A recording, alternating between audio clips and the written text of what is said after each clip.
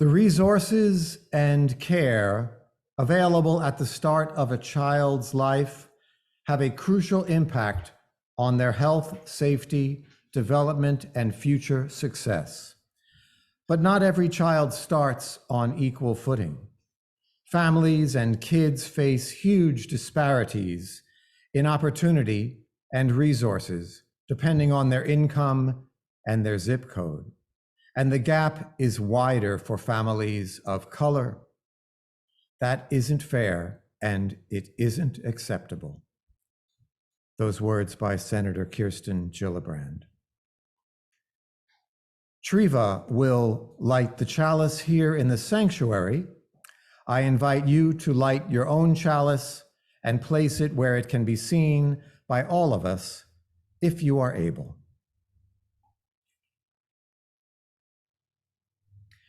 At times, our own light goes out and is rekindled by a spark from another person. Each of us has cause to think with deep gratitude of those who have lit the flame within us and the community. Before we sing the first hymn, let me remind our remote participants to leave yourselves muted. However, we want you and whoever is with you to sing with Mary as big and loud as you like. Make it a joyous experience. So let's all sing the opening hymn, number 318, We Would Be One.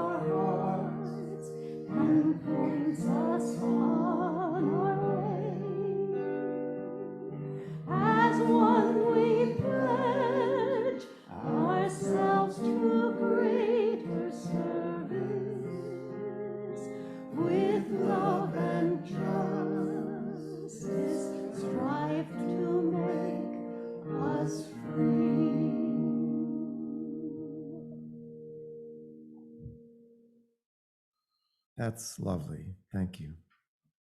Good morning. Welcome to the Unitarian Universalist community of Cambria. We're glad you've joined us today. We acknowledge that our UUCC sanctuary stands on land that was once inhabited by coastal Chumash and Salinan indigenous peoples, whose ancestors lived primarily in the San Luis Obispo, Santa Barbara, and Ventura counties. As a Unitarian Universalist community, we celebrate religious diversity and welcome all who journey in search of faith and spirituality. The UUCC is a lay-led congregation inviting speakers from different religious traditions and spiritual or scientific backgrounds to speak at our pulpit. We encourage presentations covering a variety of topics and areas of interest to our community that connect us with the UU7 principles. Today's service, our annual service focusing on the work of the Unitarian Universalist Service Committee. And you can see our guest at your table boxes. We'll be starting the collection for that. Today's service centers around the second principle. We affirm and promote justice, equity, and compassion in human relations. Compassion is something that we can easily act on individually. We can demonstrate openness, give people respect, and treat people with kindness on our own. But we need one another to achieve equity and justice. It points us to the larger community. It promotes collective responsibility. It reminds us that treating people as human beings is not simply something we do one-on-one, but something that has systemic implications and can inform our entire cultural way of being. My name is Andy Fagan, and I am your worship associate this morning. I'd like to extend a special welcome to today's guests and visitors. We're glad you joined us this morning. If you're not on our mailing list, please visit our website at www.uuccambria.org so that we can keep you informed about all of our activities. Also, please check out What's Happening, a weekly e-blast sent to all of our members and friends. This is a great way to keep up with the latest news in our community. And a reminder, if you wish to see this or any of our past Zoom services again, recordings of these services can be found on the UUCC website and Facebook as well. The membership committee invites non-members to consider joining our community. Please contact Diane DeMarco or a person on the board if you're interested. Thank you. So again, good morning and welcome to everyone. The affirmation is both a recognition of the nature of our community as well as a promise we make and aspire to. Let us now recite our affirmation. Love is the spirit of this church, and service is its prayer. This is our great covenant, to dwell together in peace, to seek the truth in freedom, and to help one another. We set aside this time for any short announcements that would be of interest to our UU community, members, and friends. Please keep your items short and to the point. For any items that need more explanation, please call or email the person after the service to be respectful of everyone's time. If you have an announcement, please raise your hand. When Diane or I call your name, please stand or unmute yourself and then speak. Announcements. Randy has one here in the sanctuary. Hi, everyone. Tomorrow night at 5 o'clock on Zoom is our monthly worship meeting. We can't hear him. Can't hear. We are unable to hear him. You're not speaking in the mic? Working on it. No, is it? You sure it's on, Randy? Come up into come in here. Andy, can you speak for a second? Okay. This is me speaking. I'm not sure. Is that computer unmuted and all that jazz? Do you want to come out? You want to come down here, Randy?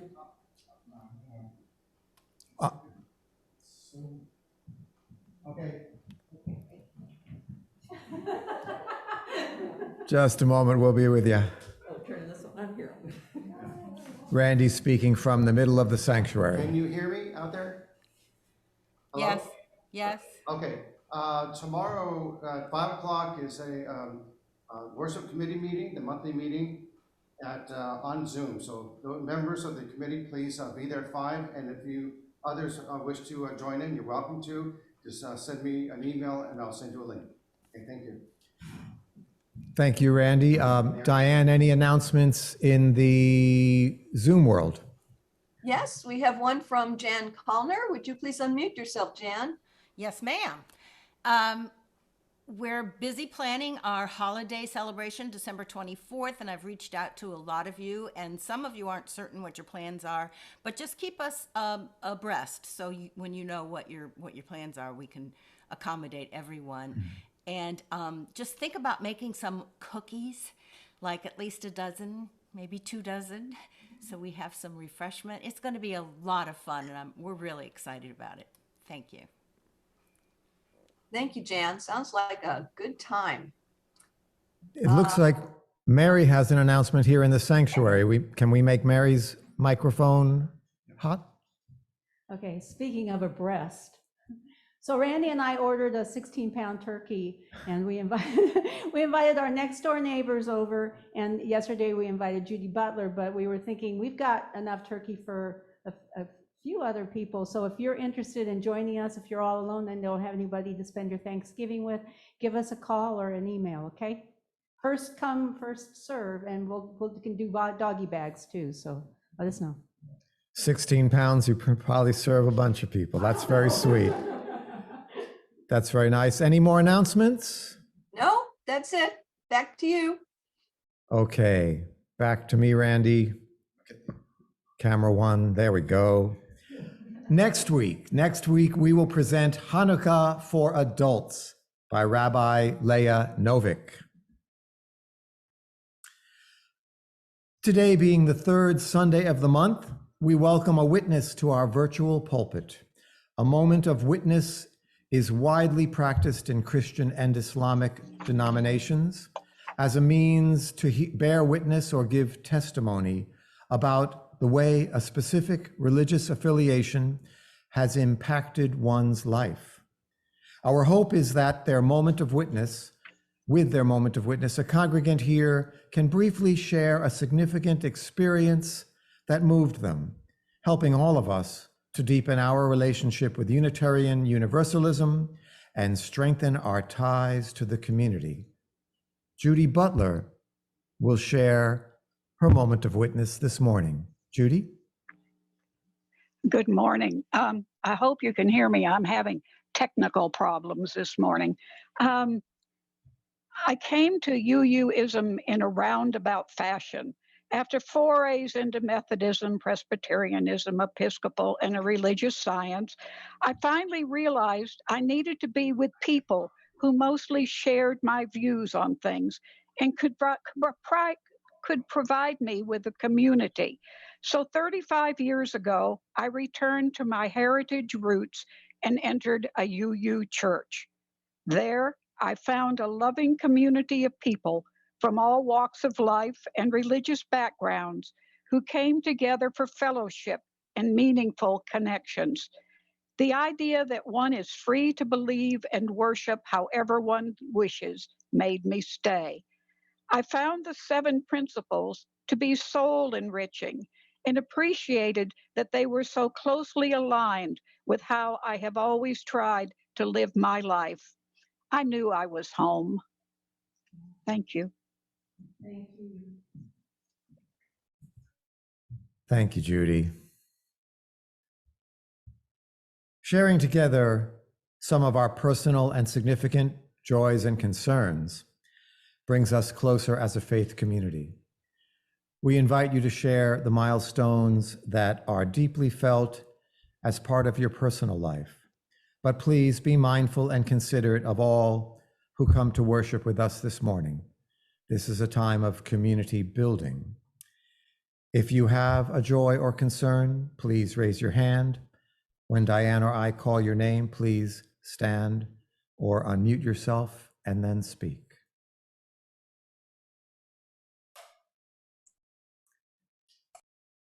Our first reading is entitled Choose to Bless the World by Rebecca Parker.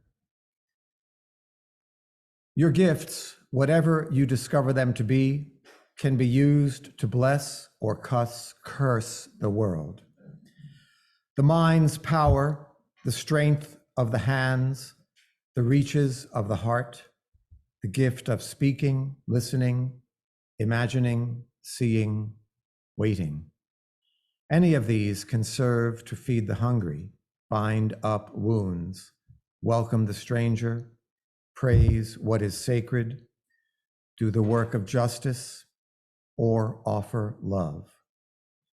And all of these can draw down the prison door, hoard bread, abandon the poor, obscure what is holy, comply with injustice, or withhold love. You must answer this question. What will you do with your gifts? Choose to bless the world.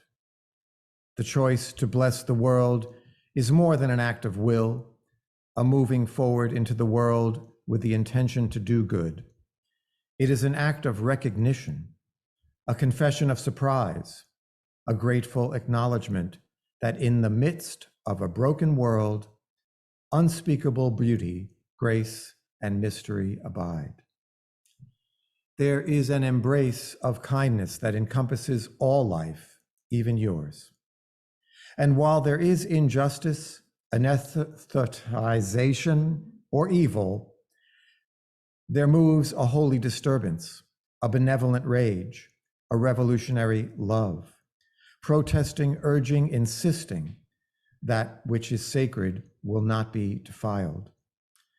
Those who bless the world live their life as a gesture of thanks for this beauty and this rage. The choice to bless the world can take you into solitude to search for the sources of power and grace, native wisdom, healing, and liberation. More, the choice will draw you into community, the endeavor shared, the heritage passed on, the companionship of struggle, the importance of keeping faith, the life of ritual and praise, the comfort of human friendship, the company of earth, the chorus of life welcoming you. None of us alone can save the world. Together, that is another possibility waiting.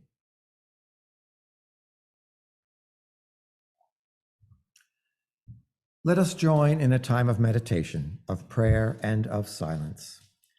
Let us seek the quiet and the calm, laying aside our struggles. Let us seek commitment. Let us learn to peace. Let us seek harmony. Let us learn peace. Let us seek serenity. Let us learn peace. Let us seek amity for all the earth. Let us learn peace. Let us enter the stillness.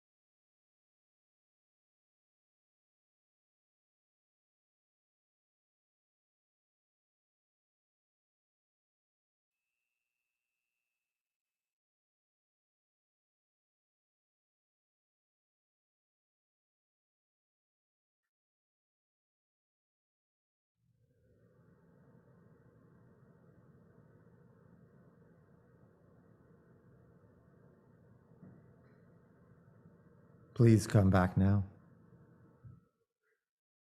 The words which led us into that meditation were borrowed from a prayer by Annie Forster titled, "Let Us Learn Peace." For our second reading today, we will share a poem by the English poet Stephen Spender. Best known for his politically conscious verse during the 1930s and 40s, Spender wrote frequently about the most pressing human rights issues of his time. The Second World War, the rise of fascism and totalitarianism, and the use of atomic weapons. This poem, entitled Nocturne, from later in his career, describes what it was like to be a parent of a small child while living under the looming threat of nuclear war. It has something to tell us about being a caregiver under any circumstances that threaten the safety and well-being of the youngest members of our society. Nocturne. Their 6 weeks old daughter lies in her cot, crying out the night. Their hearts are sprung like armies, waiting to cross the gap to where her loneliness lies infinite between them. This child's cry sends rays of a star's pain through the dark, and the sole purpose of their loving is to disprove her demonstration of all love's aidlessness. Listening, the parents know this primal cry out of the gates of life hollows an emptiness that proves men's aims should be at all times to fill the gap of pain with consolation poured from the mountain-sided adult lives whose minds like peaks attain to heights of snow. The snow should stoop to wash away such grief. Yet, when they lift their heads out of such truths, today mocks at their prayers. To think this even suffices to remind them of far worse man-made, man-destroying ills which threaten while they try to lull a child. For she who cries for milk, for rocking, and a shawl is also subject to the rage of causes, dividing peoples. Even at this moment, eyes might fly between them and the moon, and a hand touch a lever to let fall that which would make the street of begging roofs pulverize and creep skyward in a tower. Down would fall baby, cradle, and them all. That which sent out the pilot to destroy them was the same will as that which they send an enemy to kill their enemy. Even in this love, running in shoals on each side of her bed is fear and hate. If they shift their glances from her who weeps, their eyes meet other eyes willed with death also theirs. All would destroy newborn innocent streets. Necessity, with abstract head and searing feet, men's God unseeing the poor amulets of flesh, unhearing the minutiae of prayer.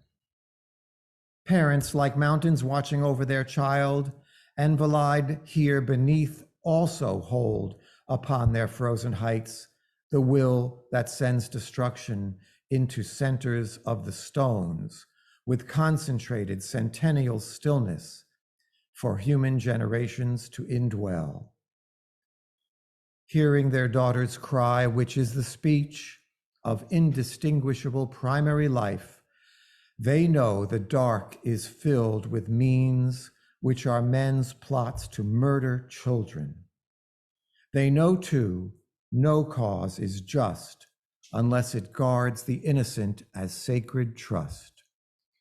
No truth but that which reckons this child's tears an argument. Please join now in singing Nothing More by Alternate Roots. Mary.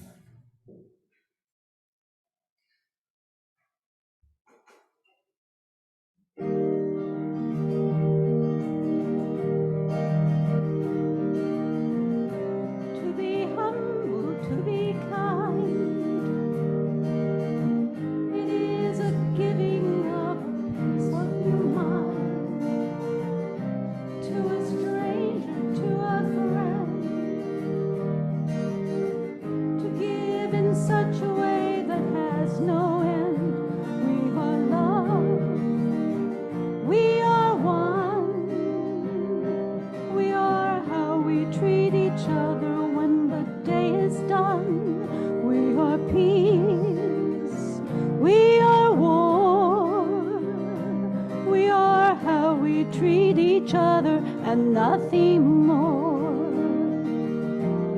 And to be bold, to be brave, it is the thinking that the heart can still be saved, and the darkness can come quick. The dangers in the anger and in the hanging on to it. We are love.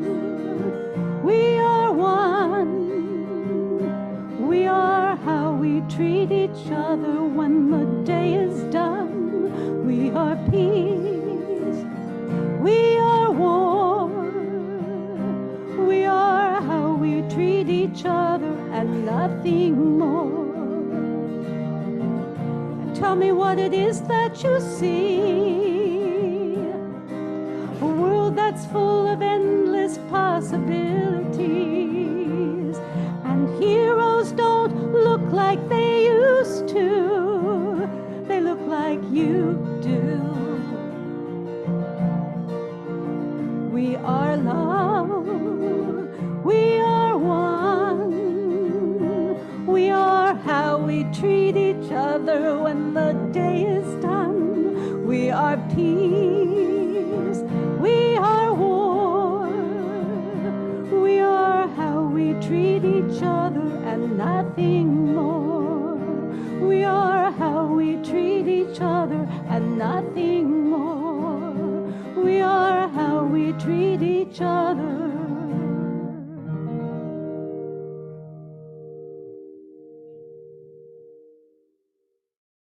Thank you. Today's sermon is titled Crying Uncle: What Pandemic-Era Childcare Taught Me About Human Rights Advocacy, to be delivered by Josh Leach. Josh is the Public Policy and Communications Strategist at the Unitarian Universalist Service Committee, where he has worked in a variety of policy and advocacy roles, focusing primarily on the organization's Migrant Justice Program. Prior to that, Josh was a student minister at the First Parish in Bedford, Massachusetts. He is a graduate of Harvard Divinity School and a perpetual candidate for the UU ministry. We're very pleased to have Josh with us today. Josh, take it away. Thank you so much, Andy. Thank you all for being here and welcoming me into this very warm and loving community. Delighted to have the opportunity to share about the work of Unitarian Universalist Service Committee, a human rights organization that, as you know, is inspired by and dedicated to advancing UU principles of justice, equity, and compassion in human relations around the world. I'll be sharing with you more about our recent work later on in this talk, but I wanted to start with a personal story because I believe it's affected how I approach my job at UUSC and the work that we do together. Now, in order to tell this story, I have to start by saying that for my whole life, I've never known if I was what people call good with kids. There never really was an opportunity to put this to the test. I was the youngest sibling in my family growing up, the youngest cousin in our extended family. Most days I feel I'm the youngest everything, and still surprises me that the older I get, the more people there are who are younger than me. I had nothing against kids, but I didn't see myself becoming a parent or spending much of my adult life in their company. It was a source of some anxiety to me, therefore, when I found out that I was going to become an uncle. Excitement too, for sure, when I learned my nephew was on the way, but tinged with anxiety. What if he hates me, I thought? What will he and I have to talk about? And I remembered that for a good long period, he wouldn't be talking at all, and I was even more at a loss. I had my fair share of parlor tricks that I thought or hoped might entertain a small child. I could and can still recite every line from memory of the original Star Wars trilogy in all the voices. I can gargle Christmas carols. I can even pen a Jabberwocky-esque epic of nonsense verse called Bibulus and Scribulus and the Odoriferous Slosh. But going too far down this path posed a risk even greater than that of simply not being good with kids. The opposite peril of trying too hard. A line in the book instead of a letter, a moving personal memoir about childlessness by the British writer and editor Diana Athill stopped me cold when I read it. Speaking of her emotionally distant father, she observes, quote, "We thought him clever when he made up nonsense verses for us." Oh God, that's me, I thought. But that was as far as their relationship ever went. She contrasts his stiffness and forced jocularity with the natural ease she observed in other fathers. Quote, "I sometimes watch my brother handling 3 small sons," she writes, "and I see exactly what it is that my father could not feel. My brother will throw his boys about, stand by a window to watch them play in the garden with an unconscious smile of pure pleasure on his face. He loves them with a comfortable animal warmth, and they respond to it like crocuses in the sun." I very much wanted to be like that brother, but I dreaded I would prove to be more like Attill's father when the time came to put it to the test. And that time arrived in a bigger way than I could have anticipated. In March 2020, all of our lives were upended. My sister was already several months pregnant when the global pandemic seemed to throw our world into turmoil. She and her husband were living about an hour's drive away in Rhode Island. I was in Massachusetts, but on March 12th, our office at UUSC, like so many others, decided to go remote. I didn't much fancy living alone and indoors for the next indefinite number of months. In those early days of the pandemic, we had no idea how long this all might last or how completely our society might change or unravel. My sister called me. "Just bring whatever soap or hand sanitizer you have in the house and get down here," she said. I packed my life into a suitcase and headed to Providence, convinced that Massachusetts state troopers were about to seal off the highways behind me at any moment. For the next 3 months, and intermittently since, we barricaded ourselves inside, forming a 3.5-person quarantine bubble. My sister spent the final trimester of her pregnancy under coronavirus lockdown, and my nephew came into being in a world that had changed perhaps permanently from what we'd known before. Our 3.5-person bubble became 4, and I got much more of a crash course in pandemic era uncling than I'd bargained for. Being with my nephew 24/7 over the many months after he was born, I quickly learned a few things about childcare. The first is that if you thought you had to be entertaining, you soon realize that more baseline goals are in order. All the nonsense verse in the world, I discovered, barely got me through one 15-minute interval between naps. The pressing need was not to be fun per se, because food, sleep, and shelter were more urgent considerations. It would be many months still before my nephew climbed high enough in Maslow's hierarchy of needs to expect novelty. And once he reached this stage, most of what he wanted to do every day was just to practice climbing up and down stairs over and over again. I didn't really have to come up with anything to do or say. He just wanted to show me he could do it. That's what I realized. It wasn't on me to set the program of entertainment. That was out of my hands. The kid basically told us what he wanted to do, and we did it. I'm still hopeful that at some point when he's older, my nephew will clamor for more of my Yoda or Chewbacca impression. But the only impersonation skill that really seemed to be called upon in the first year of his life was how to imitate a human version of the snoo, the electric-powered rocking machine that gushed and warbled and shook my nephew to sleep each night. There was one memorable occasion that comes to mind a few months after he was born. I was in the upstairs guest room getting ready for bed when I heard the most blood-curdling scream to have ever pierced my ears. With a newborn in the house, I feared the worst. My head was suddenly full of horrible possibilities. I got my sister on the phone from the floor beneath me, and she explained that she had just seen a bat swooping around the eaves of their bedroom. Now, this perhaps should not have come as a complete surprise.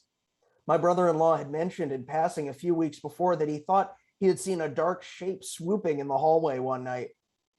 But I hoped that this was the sort of portent that, if ignored, would simply go away. But no, there was no denying it now. There was a bat inside, and this amounted, by order of the state health authorities, to a close contact, which meant that we all had to go to the hospital to get a rabies vaccine. My nephew, understandably, was not pleased with anything about this situation.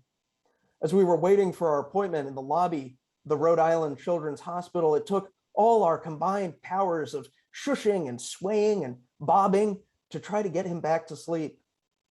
At some point, I found myself in full mask and gloves with my infant nephew in my arms, making verbal washing machine sounds and doing ballet-like pliés in the middle of the hospital waiting room, in what I hoped would approximate the experience of being encased in the snoo. If my fear after reading Athill's description of her father, that is to say, was that in the presence of small children, I'd be over-rehearsed and self-conscious, that concern, at least, was by this point disproved. If there's one thing childcare did for me very quickly, it was to eliminate any lingering trace of shame. Most of all, I think what I realized is that the whole question of bonding, that comfortable animal warmth that Diana Athill was talking about, isn't something that needs to be analyzed or willed into being. It just sort of happened. Kids tend to bond with or attach, in the psychological lingo, any adult caregivers in the simple course of things. And the process was quickly taken out of my conscious control. An example, I'm sitting on the sofa trying to answer a single work email on my phone. My nephew comes over and grabs me round both knees. "Just a moment," I say. He nudges the phone away. I frown and he smiles up at me. A transformation is effected in that moment. "The email can wait," he implants the thought in my brain. He needs something from me. Maybe it's just food. Maybe he wants to eat my iPhone. Maybe he wants to eat me. But whatever the case, he has a survival need, and he sees me as the one in this moment who can remedy it. There's a biological compulsion that kicks into my brain that's simply inarguable. Must feed baby, I think. Must make sure he is okay. After months of living this way, I started to notice that I experienced the world differently. Stories in the news or at work where something bad had happened to a family or a small child gripped me in a new way. They upset me at a deeper level. I talked to my sister about this. "Oh," she said, "so your brain has been broken too."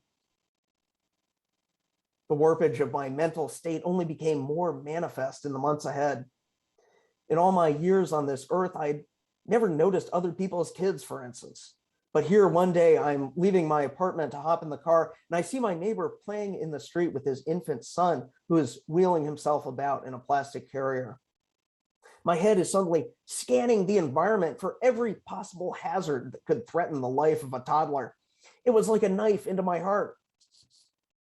I realized then that my nephew, however, unwittingly has placed great chains upon my life. I'm no longer free.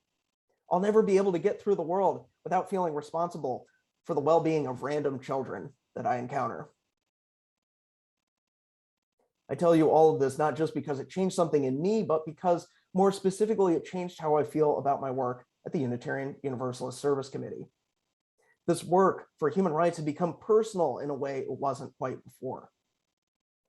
Now, I had been working on immigration advocacy for UUSC throughout all 4 years of the Trump administration, including during the implementation of his notorious family separation policy. We had partners working at the border who saw the effects of this policy directly, children's being taken from their parents' arms, with their only adult caregivers being deported across multiple borders. Many of these families have still not been reunited 3 years later due to various bureaucratic delays and backlogs. Some of the children have been apart from their parents for so long by now that they've lost the ability to speak in their native language. I knew enough at the time all this was happening to grasp intellectually the horror of it, the violation it constituted the most basic rights. But I didn't realize until my nephew was born and came into the world quite the immensity of it. I didn't realize what 3 years of enforced separation between a small child and an adult caregiver could mean, how critical those early years are, how fundamental the bonds formed during that time are, and what an inconceivable act of violence it takes to rip them asunder.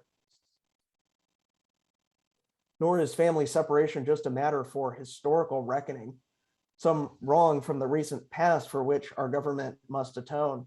I wish I could say it was, but I can't. The Biden administration, despite their plans to restore dignity and humanity to US border policies, continues to inflict practices that separate children from their loved ones.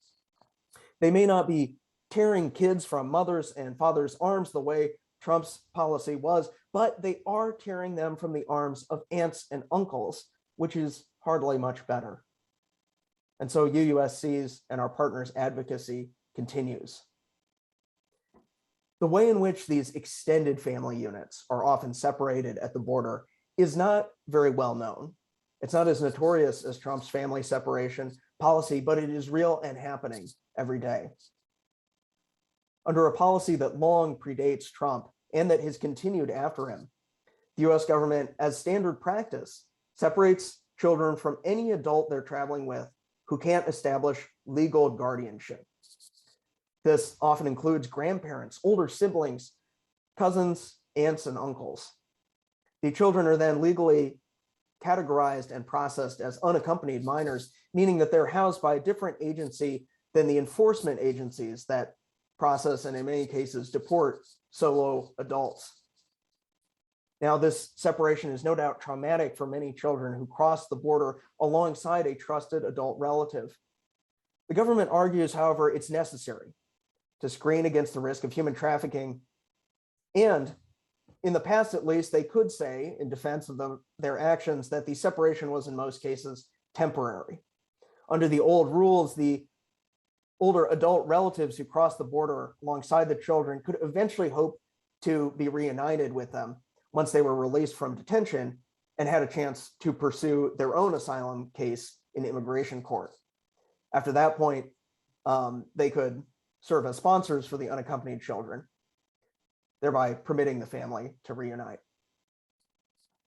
But a policy at the border known as Title 42 changed all of that. Starting in March 2020, the Trump administration began enforcing a new system, which they invented, although they cloaked it in a decades-old public health law that had never previously been used in this way to deny asylum. According to this new policy, anyone who is caught crossing the border, regardless of their need for humanitarian protections and the risks they faced back home, could be summarily expelled from the country without a chance to seek asylum. This meant no interview to establish credible fear, no chance to press one's claim for protection before an immigration judge.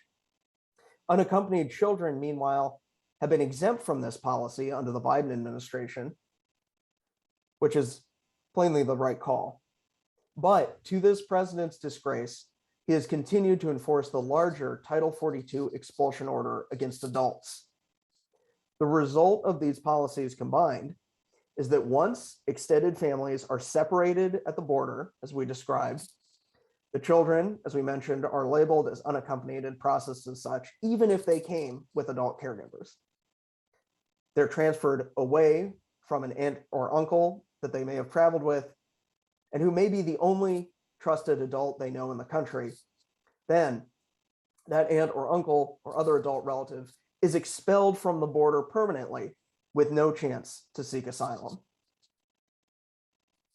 UUSC heard from our partners at the border about this policy before it was widely discussed anywhere else. Many of my waking and working hours since then have been devoted to trying to bring the full scale of the effects of this Title 42 policy to wider notice. For as I've tried to explain, this is more than just a professional issue for me now. The separation of aunts and uncles from their nieces and nephews under Title 42 has attained a special poignancy for me. As an uncle who has been at times a major caregiver in his nephew's life, I know that these bonds are profound and that a separation between any caregiver and child, whether they're formally legal guardians or not, is an unspeakable trauma, particularly when it involves a potentially permanent expulsion and separation across closed borders. The reporter Adolfo Flores recounts the story of one such separation that happened in May of this year under the current Biden administration as a result of Title 42. Quote, immediately after landing on the banks of the Rio Grande in Roma, Texas, Herbert promised his crying 4-year-old nephew that he would never leave him. But days later, inside a Border Patrol facility, he was forced to break that vow. I have nothing against you, Herbert said, a young Border Patrol agent told him, but the child is going to a shelter and you're going back to Mexico. Herbert explained, I couldn't take him with me because I'm just his uncle, but I also don't know that we will ever recover from that experience. I can't help but see myself in Herbert and my nephew in his own. And it helps me understand at a new level that my rights are his rights, their safety and well-being and liberation are bound up with my own. That is what the human rights movement is all about.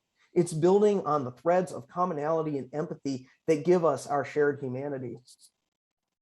I'll never forget a story I once heard from the great religious leader and human rights advocate, Sister Simone Campbell. She described a state-level politician she knew who had spent much of his career sponsoring anti-immigrant legislation. These were measures to deny undocumented immigrants' driver's license, to deputize state and local police to conduct federal immigration arrests, transferring people to ICE so they could be ejected from the country. But at a certain stage of his career, this politician underwent a change. He suddenly abandoned his support for those laws, and he stopped using anti-immigrant rhetoric to try to drum up votes. Sister Simone Campbell asked him what had changed. He said, my son was born. As soon as I held him in my arms, I realized that I would do anything to keep him safe. And so I could no longer blame people who cross the border to do the same for their families. Not every politician who currently wants to expel immigrants or separate families is going to be changed in their heart in this way. But if there's any hope for human rights or for the UU values with which they are entwined, I find it here. Whoever we are, whatever our life experiences may have been, we all know that feeling of having someone who is precious to us, whose happiness is more important to us than our own.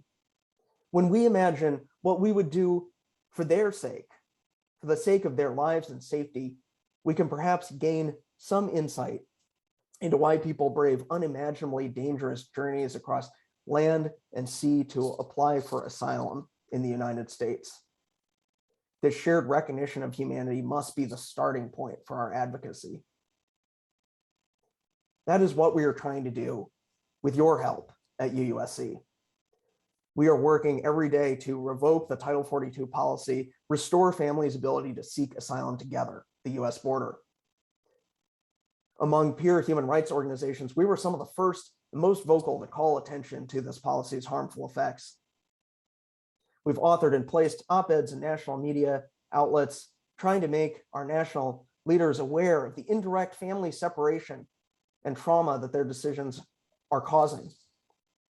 As grant makers, we've continued to fund and support grassroots organizations working on the front lines of the immigrant rights struggle for better and more just policies. And as advocates, we are mobilizing our members around the nation to call for an end to Title 42, along with family separation and other dehumanizing policies. Just this past week, in fact, we and our colleagues in the Welcome with Dignity Coalition delivered no fewer than 200,000 individual signatures on petitions to the White House, calling on President Biden to finally keep his promises and end the inhumane, unnecessary, and unjust Title 42 restrictions. I urge you today to help us take action. Help us call on the Biden administration. Help us support our grassroots partners throughout the entire region in which migration occurs, from Central America to Haiti to Mexico to the United States. Help us support our partners in Guatemala, for instance, Asociación Pope No, who were among the first to warn us about the impacts of family separation all the way back in the spring of 2018, when they wrote to UUSC with horrified personal accounts of parents who had turned up deported and in tears at the Guatemala City airport after their children had been torn from their arms. Help us support our partners at the UndocuBlack Network, who have investigated and reported in unprecedented detail about the firsthand effects of the Title 42 policy in Haiti, where they have spoken firsthand to families and individuals expelled from the country under this policy with no chance to seek asylum, and who remain in desperate peril in Haiti as a result. When you take home your guest at your table box this year, I ask you to give generously to UUSC, as you have so often in the past, to support this work. My colleagues informed me before joining you today that no fewer than 18 members of this community are already supporters and members of UUSC. This community has also consistently come through for us to support our ongoing operations and partner support, as well as to respond to our emergency appeals in times of particularly grave human rights crises around the world. I know that everyone on our team, including myself, is deeply grateful, and I invite you to revitalize that commitment to UUSC today, whether that comes in the form of becoming a UUSC member for the first time, renewing an existing membership, or making an additional contribution through Guests at Your Table. If there is a child who matters in your life, perhaps you could give with their name in mind. If there's a nephew or niece or child or grandchild, whether grown or still young, I invite you to think of them when you give, and about other children all over the world who have not been able to grow up with the adults they love because of violations of human rights, the unjust actions of governments and militaries. The Universal Declaration of Human Rights declares in unequivocal terms, every person, quote, of full age, without any limitation due to race, nationality, or religion, has the right to found a family.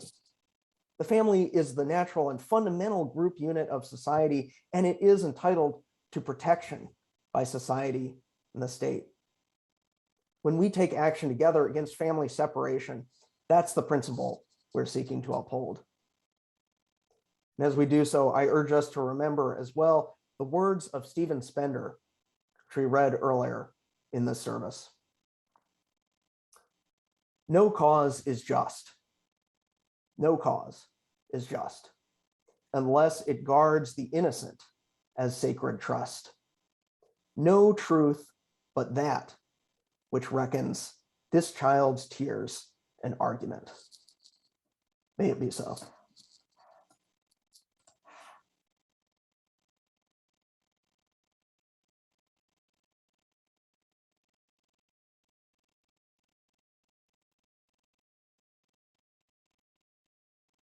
Thank you for sharing your personal story as well as your advocacy.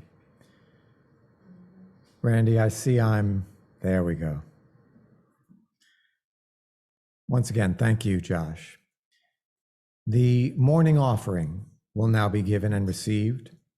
Please keep in mind that our congregation is entirely self-governed by the democratic process. One of the privileges of our free church tradition is to provide all the financial support for our many ministries from amongst ourselves. Generosity, therefore, is one of the spiritual values we recognize as central to our personal and our institutional well-being. You're invited to participate in the blessing of giving. For those at home, please use one of the methods shown on your screen. Thank you. The piece I'm going to play today is called Vocalese, and it was originally written by Rachmaninoff as a vocal piece. but he didn't write any lyrics. No one wrote any lyrics to it. It's only ohs and ahs and oohs, emotions emoted. So you are free to listen and let the music carry you where it may.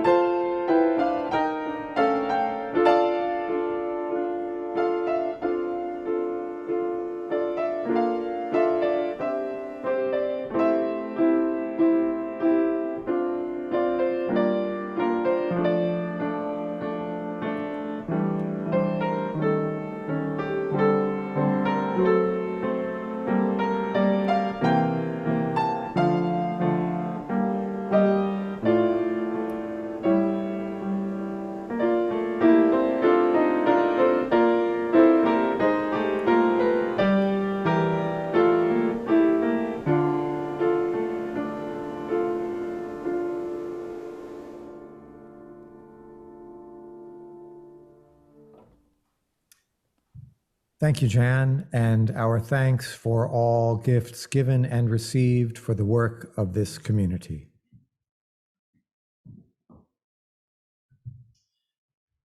Now, let us sing the doxology.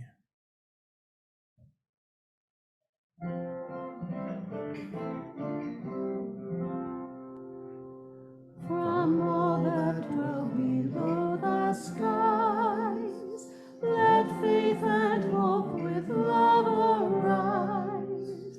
Let beauty, truth, and good be sung through every land, by every tongue.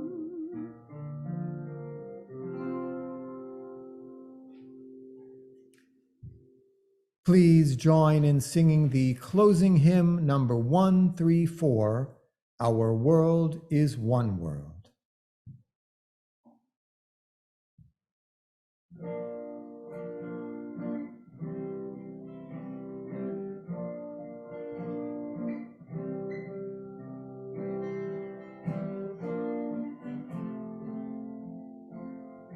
Our world is one world. What touches one affects us all. The seas that wash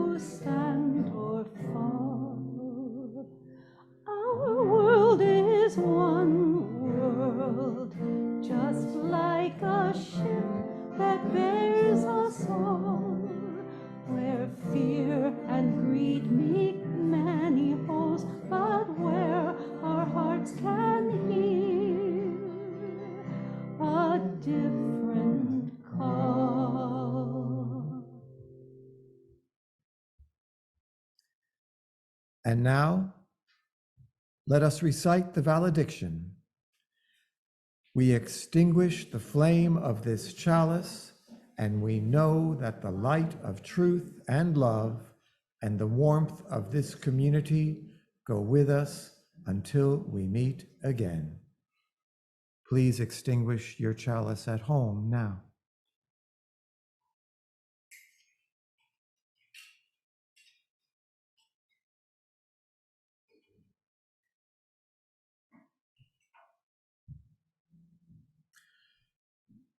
After the benediction, we would love to hear your comments or questions.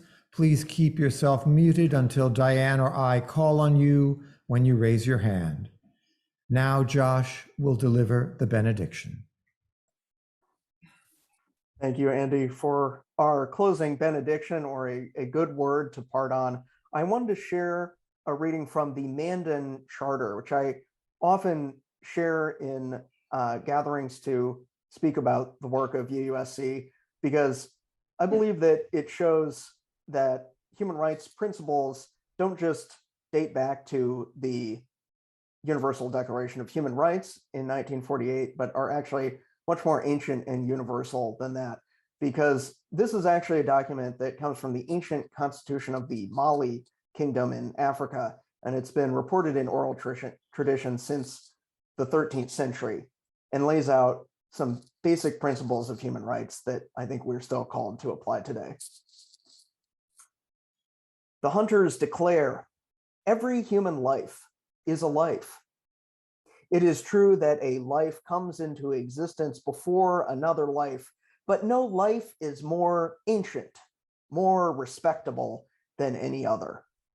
In the same way, no one life is superior to any other. People from the old days tell us a person as an individual made of flesh and bone, of marrow and nerves, of skin covered in hair, eats food and drink, but their soul, their spirit, lives on three things.